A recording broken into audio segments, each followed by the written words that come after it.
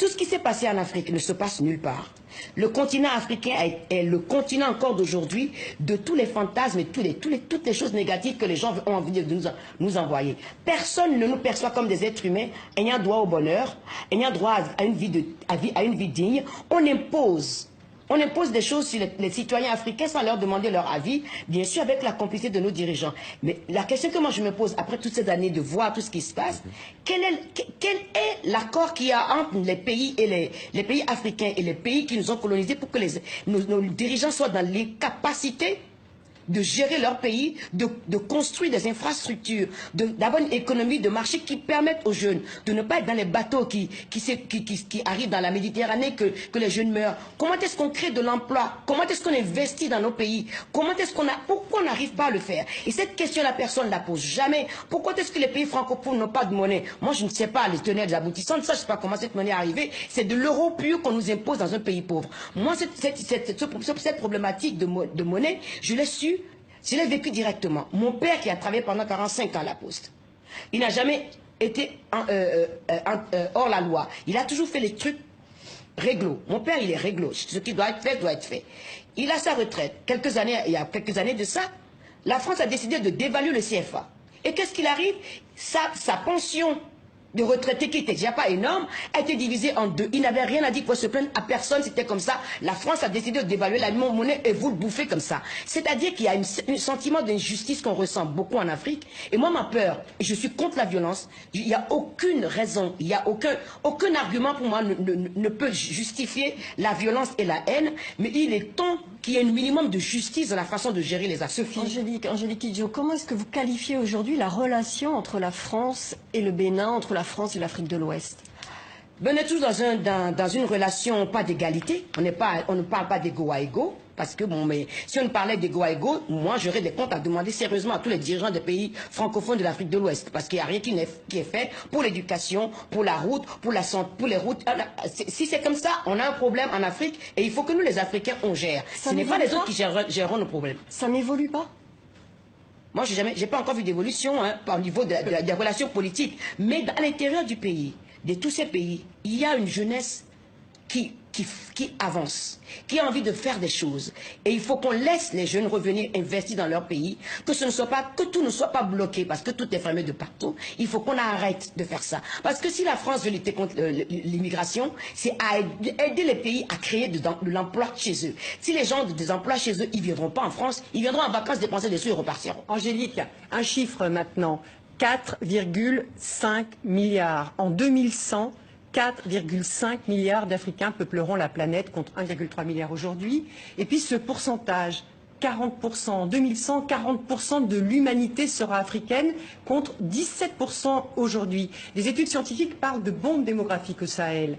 Alors je voudrais qu'on écoute aussi ces mots du président Macron au G20 en juillet dernier à Hambourg.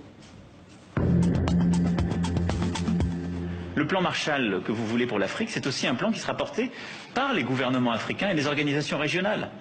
C'est par le biais d'une gouvernance plus rigoureuse, de la lutte contre la corruption, d'une lutte pour la bonne gouvernance, d'une transition démographique réussie. Quand des pays ont encore aujourd'hui 7 à 8 enfants par femme, vous pouvez décider d'y dépenser des milliards d'euros, vous ne stabiliserez rien. Alors ces mots ont beaucoup choqué, ils vous ont choqué? Moi, quand je n'entends parler, j'entends un père qui est en train de faire la leçon de morale aux autres. C'est tout.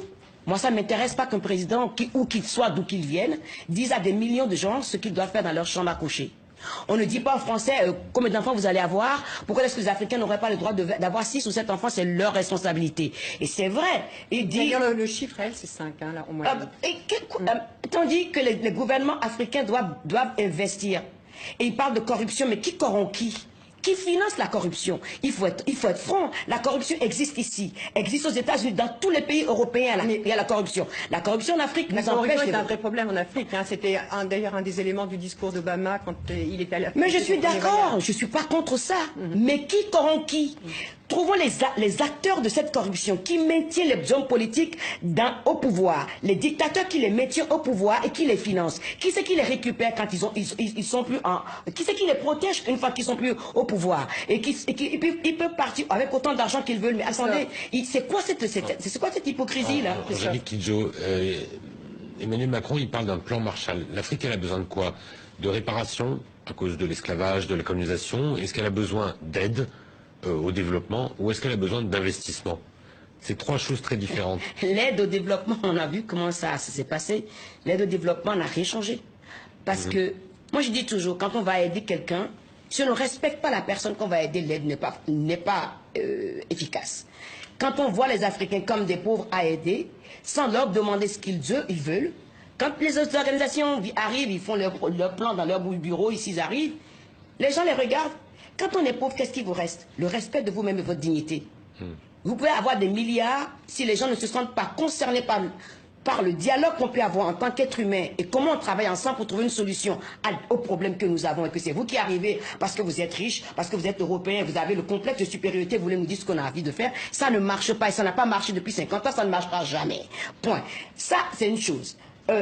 Investir. Moi, d'abord, il faut déjà parler des dettes des pays africains. D'où viennent ces dettes-là?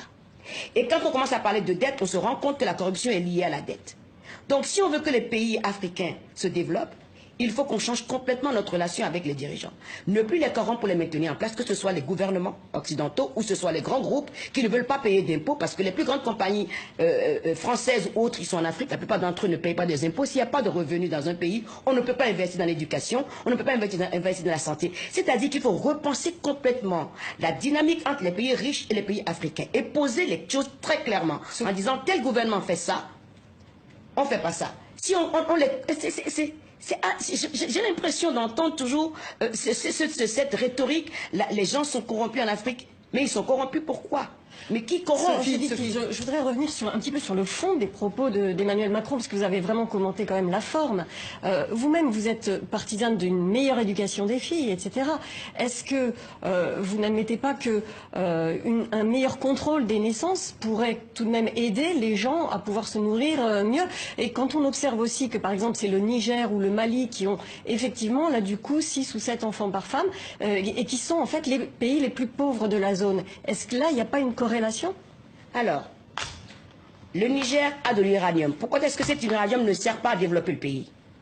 Si le gouvernement du Niger n'est pas en cheville avec les pays qui ont besoin de l'uranium pour pas que les retombées servent au pays, on en est toujours là. Il faut avoir les moyens de ce qu'on dit. C'est pas, si vous allez dire à une femme ou à un homme de ne pas avoir 6 ou 7 enfants, il vous dira c'est pas votre problème. Mais il faut que les gens sentent d'eux-mêmes que ce n'est plus viable. Parce que s'il y a de l'argent qu'on investit dans un pays et que ça crée de l'emploi et qu'on a envie que sa vie soit meilleure, on se rend compte systématiquement qu'avoir 6 ou 7 enfants, ce n'est pas la solution pour avoir une vie décente. Ça, c'est une partie du problème. Il faut déjà que les pays qui ont des ressources, ces ressources-là puissent servir au pays. Et comment est-ce qu'on en arrive à ça? Aucun économiste m'a répondu à ma question. Comment est-ce qu'un continent qui est le plus riche sur cette planète est le plus de pauvres?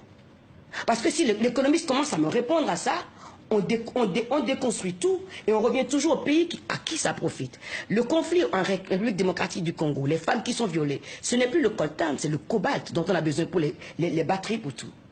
Et pourquoi est-ce que ça ne finit pas ce conflit? Parce que si le conflit finit, tout d'un coup le prix du cobalt va augmenter. Et qui c'est qui va en profiter?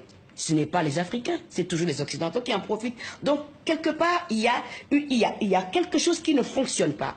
Et tant que les pays riches ne prendront pas leurs responsabilités, ça ne marchera jamais. On peut mettre les présidents à la Cour pénale internationale de justice, ça ne marchera jamais parce que ceux qui sont les acolytes de ces dirigeants qui font ce qu'ils font, sont ici en Europe, ils doivent se retrouver sur les mêmes bancs que les autres.